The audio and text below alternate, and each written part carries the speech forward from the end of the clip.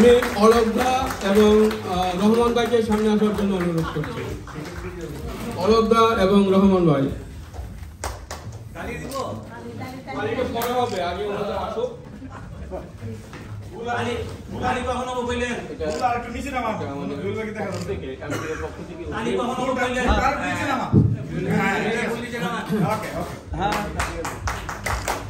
আমাদের এমপি এর পক্ষ থেকে জুয়েল সাহেবকে একটা প্রেস দেওয়া হচ্ছে। আমাদের এখানকার সিনিয়র ভাইরা আছেন, অলকদা আছেন, রহমান ভাই আছেন, ওনারা সিনিয়র এবং এটা জুয়েলকে ওনারা অনেকদিন থেকে চিনেন এবং আমাদের অত্যন্ত সৌভাগ্য যে ওনাদের গুণীজনের মাধ্যমে জুয়েলের মতো একজন অপদার্থ লোককে আমরা এই জিনিসটা দিচ্ছি।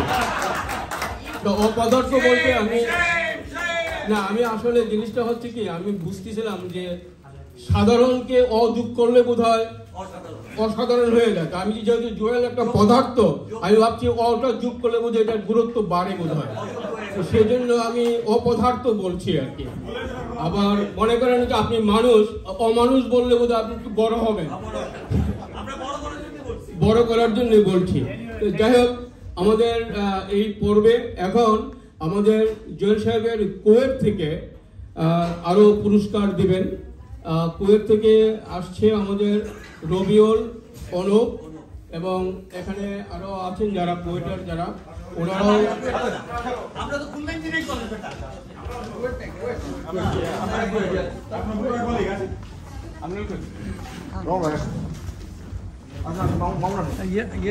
কুয়েটের যারা আছেন যান, চলে যান। হ্যাঁ, সবাই যান।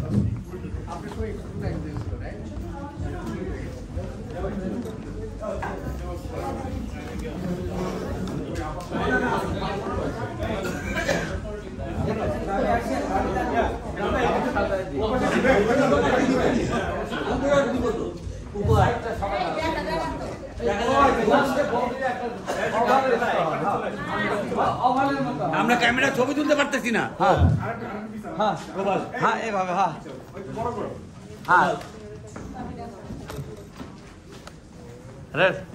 রেডি। হ্যাঁ রেডি। আর একবার, ওয়ান মোর। একটু বলেন কয়েক লাইন কে দিলেন।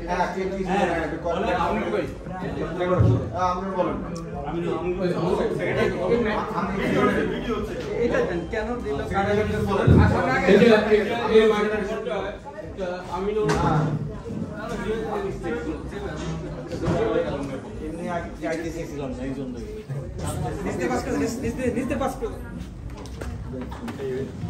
ফ্ল্যাগে যেটা দেখা আছে এটা presented to Shamim A12 AB 75 mechanical engineer 75. After climbing the mountain, finally it's your time to enjoy the view. Congratulations, happy sail into retirement. April 11, 2025. Congratulations, Joel, and we all of us wish you best of luck. পাঞ্জাবি এটা কি জায়নামাজ তসবিহ পাঞ্জাবি? দেখা যাচ্ছে সাবা blanket বা ব্লেজার। থ্যাংক ইউ অনেক দিনে সব ছিল।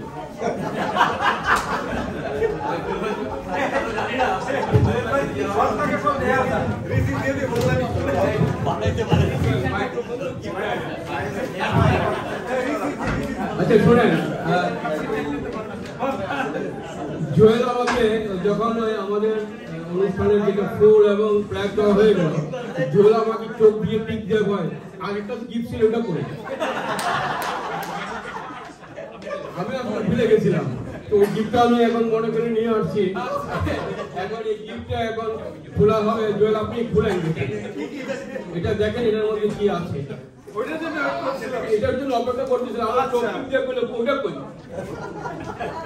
এটাই কি চমক? এটাই চমক। ও জুতার বাক্সটা গোল্ডেনের ঘড়ি, গোল্ডেনের ঘড়ি।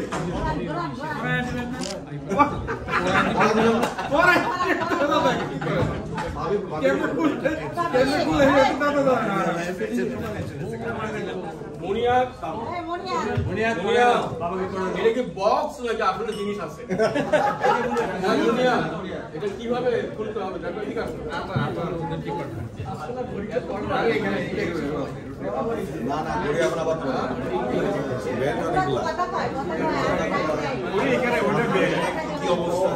আচ্ছা এইভাবে ধরা যায় এটা আবার খুব আগে একটা করি এবং এটা দিকে হার্ট ব্লাড সুগার সুগার না না আজাদ তো কইলো জুয়েল ভাই প্রেসার টেনশন নাই তো এদিকে কি করব সুগার না এলভার প্রচুর প্রেসার ভাই আপনি মানে প্রচুর প্রেসার এখন তার প্রেসার বাড়বে বলছে ভাবি তোমার পছন্দ করে গাড়ি বাইরে থাকা না আমার এটা কনসালটেন্ট হয়ে she doesn't like to stay at home আমি বলছি তুমি চা খাও নাকি আর সুগার তিনটা স্প্লেন্ডার আর তিনটা সুগার তিনটা ব্রাউন সুগার ব্রাউন সুগার হ্যাঁ তিনটা স্প্লেন্ডার তিনটা ব্রাউন সুগার কন্টিনিউ এটা এখনো চলতেছে এটা এখন নিয়ে আসলাম আমি ভাবছি তো ভুল শুনলাম কিনা দেখি ঠিক কিনা আবার দিকে আবার তিনটা স্প্লেন্ডার তিনটা স্প্লেন্ডার তিনটা সুগার এটা তো বলা দরকার ছিল তোমার আচ্ছা আমরা যেটা আমাদের আজকের অনুষ্ঠানের জন্য যে ব্যাকগ্রাউন্ড থেকে প্রচুর কাজ করছে সেই শফিক কোথায়? শফিক এখানে আসো। পুরো এই যে সমস্ত যোগাযোগ টাকা পয়সা যা কিছু আছে সবকিছু যোগাযোগ করেছে, কোঅর্ডিনেশন করেছে শফিক।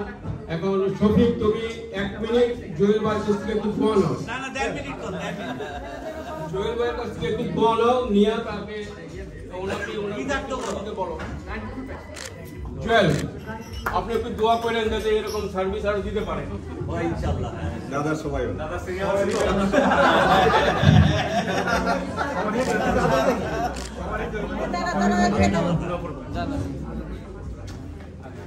আজকে এই অনুষ্ঠান না হলে আমি বুঝতাম না যে আমাকে এত ভালোবাসে সবাই। আমি কিন্তু কারোর সাথে ওইরকম যোগাযোগ করিও নাই। হঠাৎ করে আমার ডিসিশন নিলাম আমি রিটায়ারমেন্টে যাব এবং রিটায়ারমেন্ট দিয়ে নিলাম। আমার কাজগুলি এরকমই হয়, হঠাৎ করে সব করে ফেলি। হঠাৎ করে হয়তো দেখবা যে আমি আরো অন্য কিছু করে ফেলছি।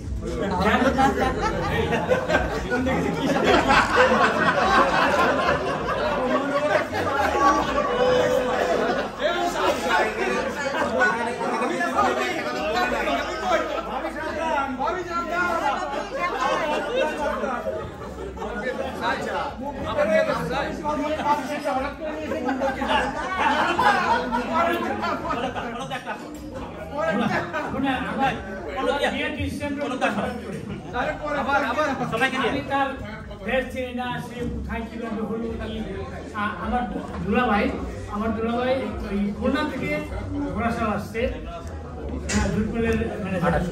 ওনার সাথে কিভাবে পরিচয় খালু হঠাৎ করে দেখাইলো।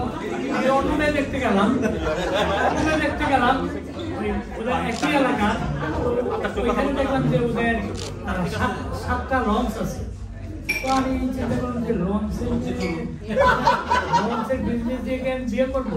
ঠিক তার পরপরই আমার দুলাই বললো যে আর মেয়ে সাথে আমি কথা বলতে পারি, ওর খালু ডাক্তার। আপনি কি হারকিন দিয়ে গেছিলেন নাকি? হ্যাঁ হাতে হ্যাঁ হারকিন যখন বললো যে ডাক্তার, আমার তখন চট করে মনে হলো যে প্রফেশনের কথা মনে আসলো। দিলুল দেখা দেখা হলো, আয়োজন হলো, বিয়ের ডেটটা দেখো। ডেটটা হলো আমি সবসময় বিয়ের ডেটটা কিন্তু আমি বিয়ের ডেটটা কিন্তু আমার কিন্তু প্ল্যান করতেছে ভাবি, আমার কিন্তু প্ল্যান করতেছে। লাকি হবে কোনটা? আনলাকি 13। আমার চিন্তা হচ্ছে আনলাকি 13 হইলে ভালো হয়, কিন্তু তারা আবার এটা তারা কি করলো 12 তারিখে 87-এর 12 তারিখে তারা কি করলো 8 করে দিল। তাহলে তারাও গেন করলো, আমিও গেন করলাম। 13 তারিখ হলো অনুষ্ঠান। এভাবে হলো। যাকে এখানকার কথা বলি, আপনারা যে আমাকে যে সম্মান দিয়েছেন এবং যে আদর দিয়েছেন, আসলে আমি এটা আগে চিন্তা করি নাই। এত সুন্দরভাবে অনুষ্ঠানটা হলো সেটাও আমি গর্বিত। আর বিশেষ করে প্রথম আমি এমটি এর যারা যারা আছে, অরুণদা আছে, জিয়া ভাই আছে, অন্যান্য সবাই, তাদেরকে প্রথম ধন্যবাদ।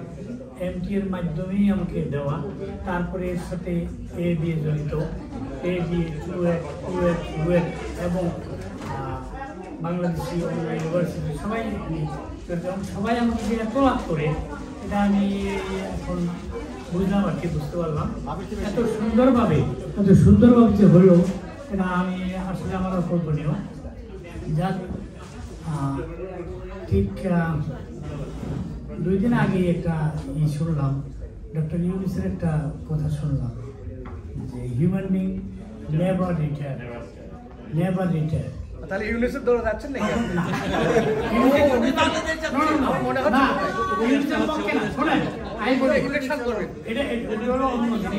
আর জ্ঞানী মানুষ যদি একটা কথা বলে সেটা হলো অন্য জিনিস। অলোকদা যে কথা বলবে এটাকে আপনি রাজনীতি নিতে পারবেন না। সে যেটা বলছে একটা প্রফেশনাল কথা বলে I will respect that one. That's why I tell Dr. Yunus সেই কথা বললো। আর বললো যে রিটায়ারমেন্টটা একজন যখন কোশ্চেন করলো, রিটায়ারমেন্টটা সেন্ড টু গার্বেজ, মানে রিটায়ারমেন্টের মধ্যে ফেলায় রিটায়ারমেন্টে সেন্ড করো।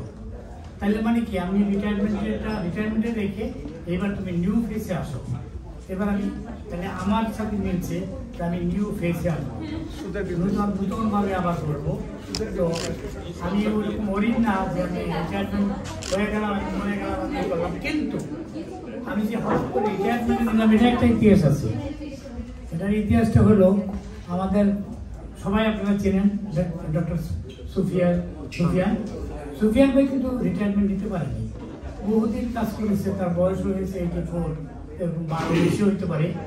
তো উনি কিন্তু রিটায়ারমেন্ট নিয়ে যাইতে পারেন। ও যখন অসুস্থ তখন সে বলতেছিল, আমার রিটায়ারমেন্টের বেনিফিটগুলি কোথায় যাবে? এত বেনিফিট, এতদিন চাকরি করেছি এবং এত বড় বড় চাকরি করেছি, সে তো ভাইস প্রেসিডেন্ট ছিল লাইক অলোকদা।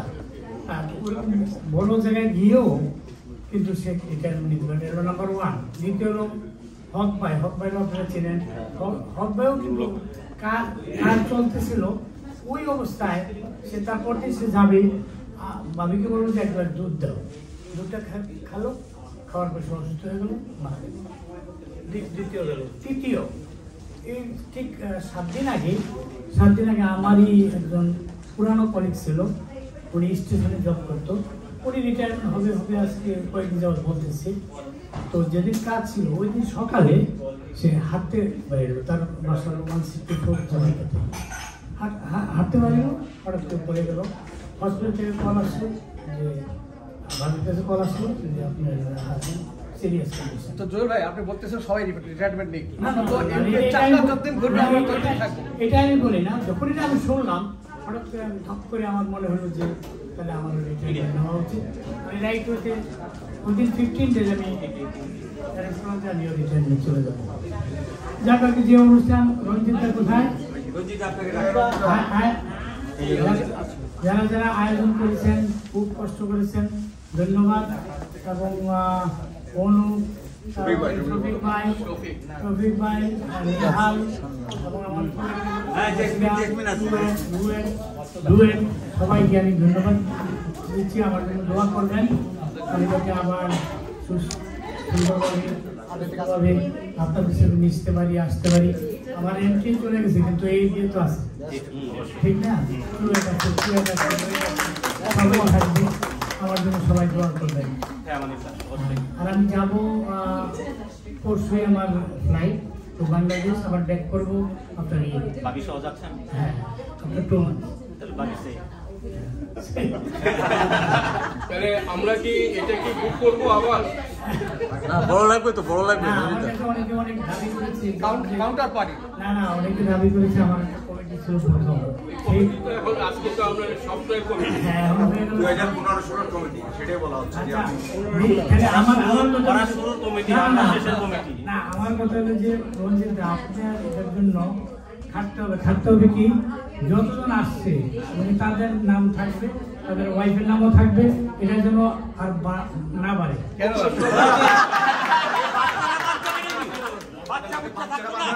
বাচ্চাদের নাম থাকবে তো। বাচ্চার সঙ্গে মা বাবার সঙ্গে I will celebrate on that day. That will be music like everything.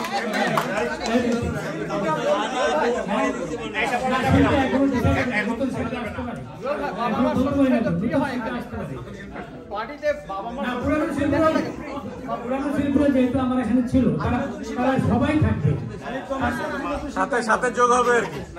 এরা যারা ছিল, যারা আমার এই অনুষ্ঠানে ছিল, তারা সবাই থাকবে কিন্তু। আমরা আসলে থাকবে জুয়েল ভাই হচ্ছে আমাদের মুখ্যমন্ত্রী। জুয়েল ভাইকে নিয়ে আমরা যে অনুষ্ঠানটা করলাম সেটা স্মরণীয় হয়ে থাকবে। আমি ছোট্ট একটা জুয়েল ভাইয়ের একটা ছোট্ট একটা গল্প আছে, গল্পটা বলে আমি আজকে অনুষ্ঠান সমাপ্তি করবো। ধন্যবাদ আপনাকে। দাঁড়ান এখানে জুয়েল ভাইকে একজন আসছে, তো বলতেছে জুয়েল ভাই তখন ওদেরকে বলতেছে যে কোথায় একটা মাহফিলে শুনছে যে যদি তুমি ড্রিঙ্ক করো, নেশাগ্রস্ত হও, তাহলে তোমার বাড়িতে চুর ডাকাত আসবে না, তোমাকে কুকুরে কামড়াবে না, তুমি কখনো বুড়া হবে না। তখন সে তার বউকে বলতেছে তুমি আমাকে না করো নেশা করতে, আর দেখছো মাহফিলে কইছে এরকম। তারপর ওনাকে হুজুরের কাছে গেছে, হুজুর আপনি এটা কেন করলেন? কয় আপনি যদি ড্রিঙ্ক করেন আপনার ঘরে চুরি রাখতে হবে না। কেন হবে না? আপনি সারা রাত্রে আসবেন, চুর মনে করবেন যে একটু সদা, তাহলে আপনার ঘরে চুর হবে না। তারপরে কুত্তা কামড়াবে না কেন? আপনাকে হাত পেলে লাঠি নিয়ে কুত্তা মনে করবে আপনাকে আগে মারতে দেখেছেন, যে কুকুর আপনার সামনে আসবে না। তা আপনি বুড়া হবেন না, আপনি বুড়া হওয়ার আগে মরা হবেন। তো জুয়েল ভাই সেই কৌতুকটা আমাদেরকে বলছিল, সেটা দিয়ে আজকে আমরা শেষ করতে চাচ্ছি। এবং ভবিষ্যতে উনি 2 মাস পরে আবার আসবেন, আসলে আমরা হয়তো এই জায়গায় আমরা হয়তো নিচে, এটা তো উপরে আমাদের লিমিটেড, নিচে আমাদের 500 লোকের অ্যাকোমোডেশন আছে, আমরা সেখানে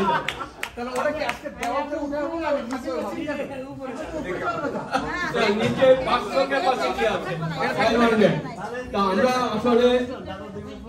আসলে যেটা হচ্ছে যে আমরা আজকে অলোক দা এবং রহমান ভাইকে পাওয়ার পরে আমাদের এত ভালো লাগতেছে, কারণ অলোক দা এবং রহমান ভাইকে আমরা ওই কোভিডের সময় আমরা ঠিকভাবে সম্মানিত করতে পারি নাই। আজকে এই অলোক দা এবং রহমান ভাইকে আমরা এখানে পাওয়ার পরে আমরা যদি আগে বুঝতে পারতাম যে ওনারা আসবেন, তাহলে আমরা আগে হয়তো 3 জনকে নিয়ে আমরা একটা অনুষ্ঠান করতে পারতাম। বাট এনিওয়ে ওনারা শেষ পর্যন্ত আমাদের সাথে ছিলেন। আমরা এখনো মনে করি উনি আমাদের মাথার উপরে ছাতা হিসাবে আছেন। তো আজকে আমরা আমাদের অনুষ্ঠান এখানেই সমাপ্ত করছি নাকি? আর কারো কিছু বলার আছে নাকি? সবাইকে ধন্যবাদ, অমর ভাই ধন্যবাদ, জিয়া ভাই ধন্যবাদ, সরোয়ার ভাই ধন্যবাদ।